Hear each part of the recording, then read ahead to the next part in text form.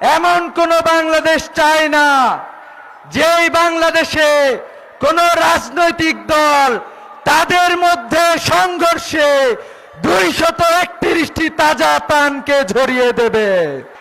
আজকের অনুষ্ঠানের প্রধান অতিথি সিলেটের কৃতি সন্তান আগামীর বাংলাদেশের প্রধানমন্ত্রী ডক্টর শফিকুর রহমান আমাদের সামনে এসে উপস্থিত হয়েছেন।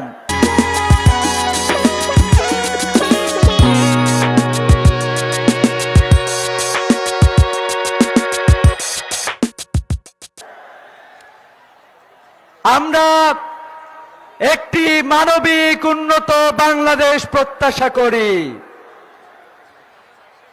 আমরা এমন কোন বাংলাদেশ চাই না যেই বাংলাদেশে কোন রাজনৈতিক দল তাদের মধ্যে সংঘর্ষে 231টি তাজা প্রাণকে ঝরিয়ে দেবে। সংগ্রামী উপস্থিতি, জুলাইয়ের যোদ্ধারা নতুন বাংলাদেশ বিনির্মাণের জন্য প্রস্তুত রয়েছে। সিলেটের জনতা জুলাইয়ের আকাঙ্ক্ষা বাস্তবায়ন করার জন্য প্রস্তুত রয়েছে। আগামী 12 তারিখে বাংলাদেশে নতুন সূর্য উদয় হবে।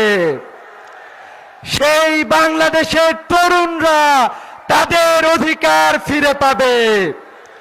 বাংলাদেশের তরুণরা কারো দয়া দক্ষিণা চায় না।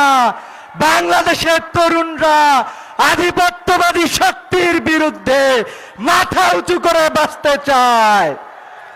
বাংলাদেশের তরুণদের আগামীতে যিনি নেতৃত্ব দিবেন, যারা নেতৃত্ব দিবেন, আধিপত্যবাদী শক্তির বিরুদ্ধে শক্তিশালীভাবে নেতৃত্ব দিবেন, সেই নেতৃত্ব বাংলাদেশের তরুণরা প্রত্যাশা করে।